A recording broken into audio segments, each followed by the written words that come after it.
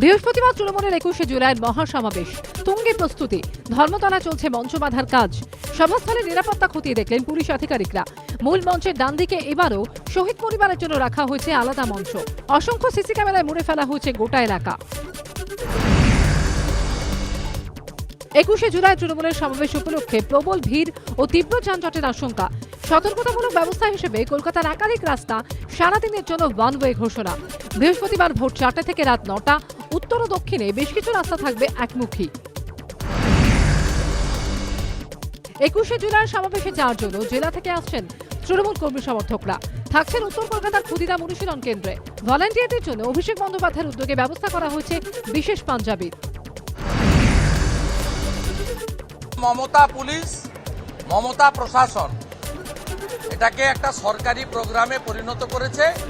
ওই দিন সব চোরগুলো কলকাতা আসছে। আপনি গরু ছেড়ে রাখতে পারেন আর জামা কাপড় বাইরে শুকাতে দিতে পারেন।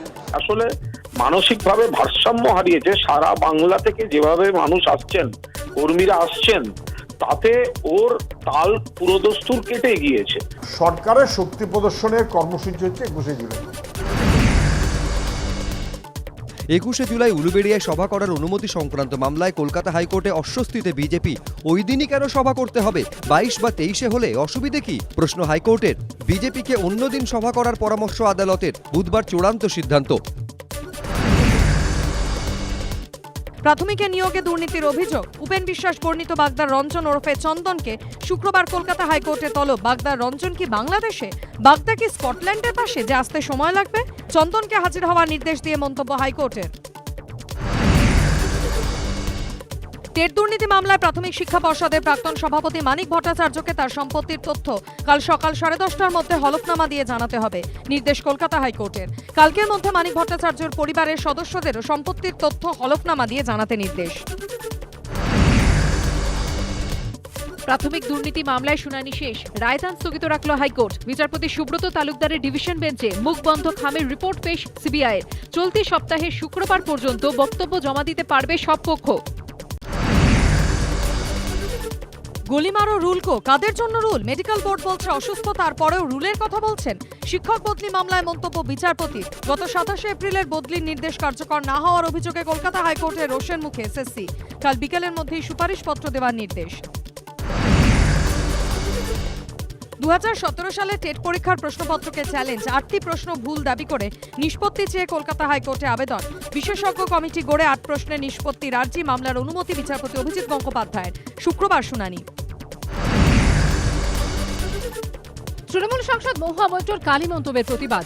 28শে জুলাই মুরলীধর সেন লেনে দলীয় পার্টি অফিসের সামনে কালীপুজো করবে বিজেপির মহিলা মোর্চা। বাংলার কালীপুজো নিয়ে প্রধানমন্ত্রী খোঁজ নেওয়ার পরেই তৎপরতা গেরুয়া শিবিরে।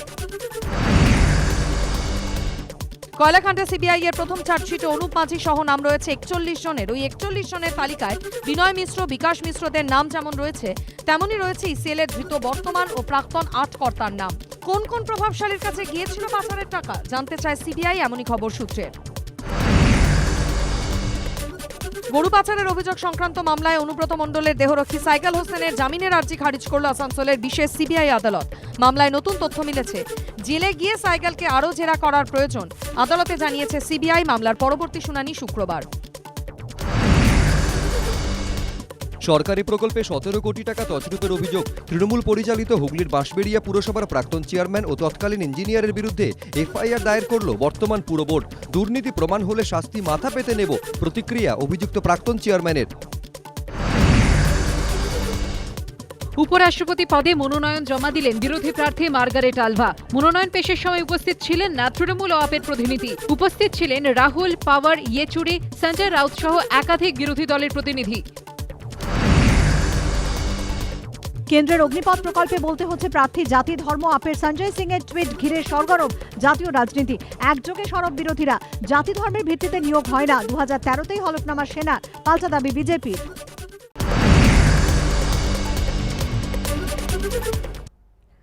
আসছে বিস্তারিত খবরে। উপেন বিশ্বাস বর্ণিত রঞ্জন ওরফে চন্দনকে কোর্টে তলব। প্রাথমিকে নিয়োগে দুর্নীতির মামলায় অভিযুক্ত চন্দনকে হাজিরার নির্দেশ। শুক্রবার হাইকোর্টে বাগদার রঞ্জন ওরফে চন্দনকে তলব। বাগদার রঞ্জন কি বাংলাদেশে? বাগদা কি স্কটল্যান্ডের পাশে? বাগদা কি স্কটল্যান্ডের পাশে যে আসতে সময় লাগবে? চন্দনকে হাজির হবার নির্দেশ দিয়ে মন্তব্য হাইকোর্টের। হলফনামা দিতে চান উপেন বর্ণিত রঞ্জন ওরফে চন্দন। বিস্তারিত জানতে কথা বলবো আমাদের প্রতিনিধি সৌভিক মজুমদারের সঙ্গে। সৌভিক, আজকে এই নিয়ে বিচারপতি ঠিক কি বললেন, বিস্তারিত জানাও। দেখো, রঞ্জন, বাগদার রঞ্জন ওরফে চন্দন মণ্ডলের এই প্রথমবার কোনো আইনজীবী তার হয়ে কলকাতা হাইকোর্টে সওয়াল করলেন এবং তার বক্তব্য ছিল যে বাগদার রঞ্জন বা চন্দন মণ্ডলের বিরুদ্ধে যে অভিযোগ উঠেছে তার প্রেক্ষিতে তিনি হলফনামা দিয়ে তার বক্তব্য পেশ করতে চান। কিন্তু বিচারপতি গঙ্গোপাধ্যায়ের বক্তব্য হচ্ছে যে আগে তাকে হাজিরা দিতে হবে এবং তারপরে হলফনামা দেওয়ার অধিকার তার রয়েছে। অতএব আগামীকাল যেন তিনি কলকাতা হাইকোর্টে হাজির হন সেই মর্মে কিন্তু বিচারপতি অভিজিৎ গঙ্গোপাধ্যায় তার প্রাথমিক মত প্রকাশ করেন। কিন্তু বাগদার রঞ্জন বা চন্দন মণ্ডলের আইনজীবীদের বক্তব্য ছিল যে আগামীকাল তিনি আসতে পারবেন না। তখনই বিচারপতির প্রশ্ন হলো যে তিনি কি এই মুহূর্তে বাংলাদেশে আছেন নাকি বাগদা স্কটল্যান্ডের পাশে, যে তিনি আগামীকাল আসতে পারবেন না। ফলত সব মিলিয়ে চূড়ান্ত যে নির্দেশ দেওয়া হয়েছে সেই নির্দেশে বলা হয়েছে আগামী শুক্রবার সশরীরে বাগদার রঞ্জন ওরফে চন্দন মণ্ডলকে কলকাতা হাইকোর্টে হাজিরা দিতে হবে। তুমি জানো যে প্রাথমিক দুর্নীতি মামলায় প্রথমেই একেবারে উপেন বিশ্বাস এ রাজ্যের প্রাক্তন মন্ত্রী, তার বর্ণিত চরিত্র ছিল বাগদার রঞ্জন এবং তিনি বিভিন্ন সামাজিক মাধ্যমে সেই তথ্য তিনি তুলে ধরেন এবং সেখানে তিনি বলেন যে এই চন্দন মণ্ডল বা বাগদার রঞ্জন ইনি কিন্তু চাকরি বিক্রি করতেন এবং একেবারে টাকার বিনিময়ে চাকরি বিক্রি করতেন, সাদা খাতা জমা দিয়ে তারপরে সেই প্রার্থীদের তিনি নিয়োগপত্র দিতেন। এই ধরনের একটা বিপুল ইতিহাস তিনি কিন্তু তুলে ধরেন, একটা বিপুল তথ্য তিনি সামনে আনেন এবং যার ভিত্তিতে কলকাতা হাইকোর্ট সিবিআই কে প্রথম নির্দেশ দিয়েছিল যে এই বাগদার রঞ্জনকে খুঁজে বার করতে হবে তিনি কে। কিন্তু সিবিআই এর তরফ থেকে তারা এখনো পর্যন্ত চন্দন মণ্ডল বা বাগদার রঞ্জনের হদিশ পাননি। অবশেষে একজন আইনজীবী আজকে কলকাতা হাইকোর্টে তার হয়ে সওয়াল করেছেন। আগামী শুক্রবার চন্দন মণ্ডলকে হাজির হওয়ার জন্য নির্দেশ দেওয়া হয়েছে। ধন্যবাদ। এর আগে ফেসবুক পোস্টে উপেন বিশ্বাস ঠিক কি অভিযোগ করেছিলেন শোনাবো আপনাদের। ব্যাপারটা খুলে বলি, এখানে রঞ্জন, আগেই বলেছি নাম গোপনীয়তার জন্য পরিবর্তন করা হয়েছে। প্রাইমারি ও আপার প্রাইমারি শিক্ষকের চাকরি বিক্রি করে। প্রাইমারির জন্য 10 লাখ ও আপার প্রাইমারির জন্য 15-20 লাখ। এখন প্রাইমারির জন্য 15 লাখ ও মাধ্যমিক উচ্চ মাধ্যমিকের জন্য 25 থেকে 30 লাখ দর উঠেছে। আমি বলি কেমন করে? সে বলে স্কুল মাস্টারি পরীক্ষা দেওয়ার জন্য অ্যাডভান্স টাকা নিয়ে বলে খবরদার পরীক্ষার খাতায় কিচ্ছু লিখবে না, কেবলমাত্র রোল নাম্বার আর নাম লিখে আসবে, লিখলে কিন্তু চাকরি হবে না, বাকি সব আমি দেখে নেব। উপরে আমার সব যোগাযোগ আছে। এইভাবে রঞ্জন বছরে কয়েক কোটি টাকা আয় করে। তার কথা শুনে মনে হলো আরব্য রজনীর রূপকথা শুনছি। প্রাক্তন সৈনিক চলে যাওয়ার পর আমি বাইরে যাই। গাছের তলায় আমার যুবক যুবতী অনুগামীরা বসে আছে আমার সাথে কথা বলতে। তারা আমাকে কিছু জিজ্ঞেস করার আগে আমি রঞ্জনের কথা পেড়ে বললাম, নিশ্চয়ই ওই প্রাক্তন সৈনিক গাঁজাখুরি গল্প করে গেছে। এবার তারা কি বলে, না স্যার, ও যা বলেছে 100% সত্য। আসছি পরের খবরে। কাল সকালের মধ্যে সম্পত্তির হলফনামা দিতে হবে মানিক ভট্টাচার্যকে। অপসারিত পর্ষদ সভাপতির পরিবারের সদস্যদেরও হলফনামা তলব। কাল সকাল 10:30টার মধ্যে হলফনামা জমা দেবার নির্দেশ। এখনো কেন হলফনামা জমা দেননি অপসারিত পর্ষদ সভাপতি? ডিভিশন বেঞ্চ সম্পত্তির হলফনামা দেবার উপরে স্থগিতাদেশ দেয়নি। তারপরেও কেন সিঙ্গেল বেঞ্চের নির্দেশ মেনে হলফনামা দাখিল হয়নি? প্রাথমিক ডেটে নিয়োগ মামলায় প্রশ্ন হাইকোর্টের।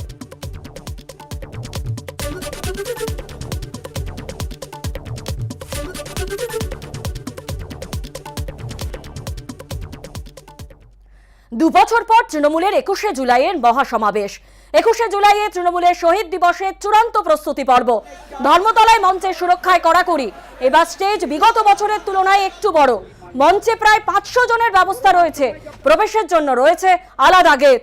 লাগানো হয়েছে অসংখ্য সিসি ক্যামেরা। 5টি জায়গায় ছাদ থেকে নজরদারি। ধর্মতলার মঞ্চ প্রস্তুতি খতিয়ে দেখলেন অভিষেক বন্দ্যোপাধ্যায়।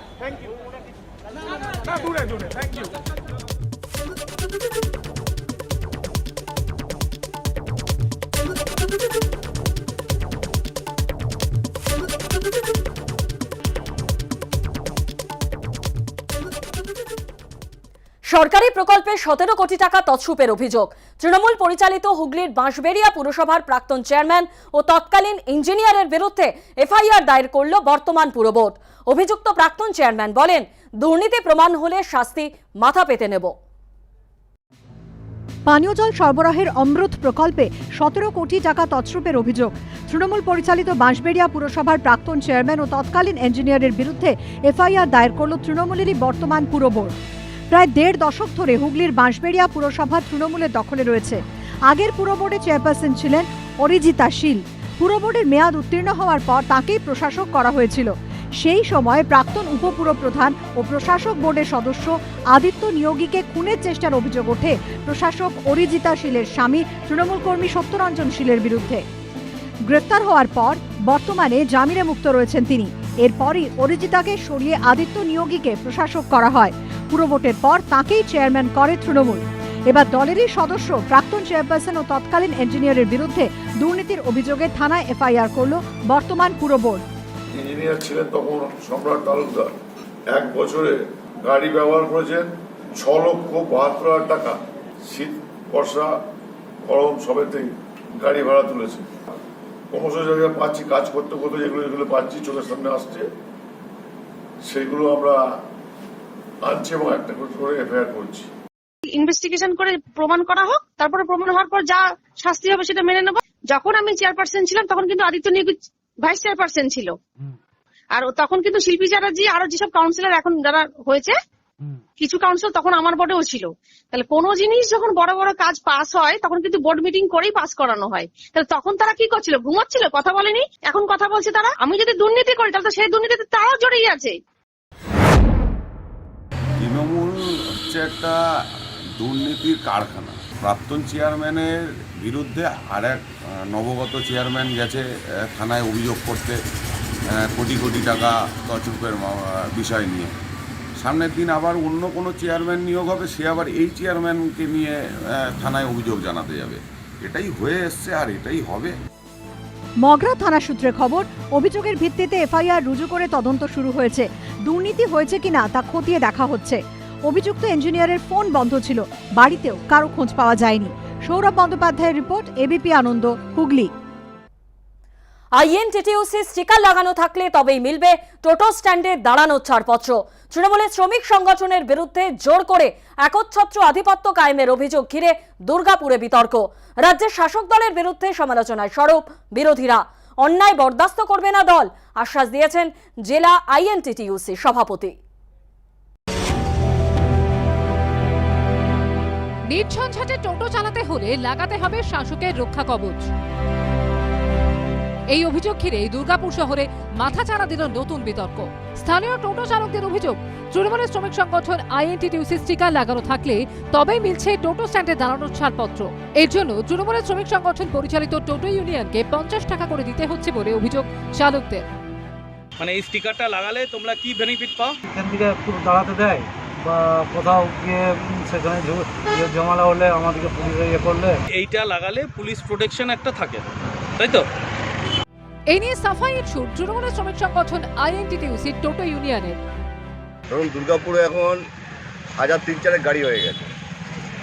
এবার প্রত্যেকটা গাড়ি এলো পাতাড়ি এদিক ওদিক সেদিক চলছে, নিজেদের মধ্যে একটা ঝামেলা ঝঞ্ঝাট হচ্ছে। বিজনের গাড়ি বিজনের দিকে চলে, এজনের গাড়ি এজনের দিকে চলে। সেরকম সিটি সেন্টারে যে গাড়িগুলো চলে তাদের আইডেন্টিফাই করার জন্য এই নাম্বারিং আর লোগো সিস্টেম করা হয়েছে।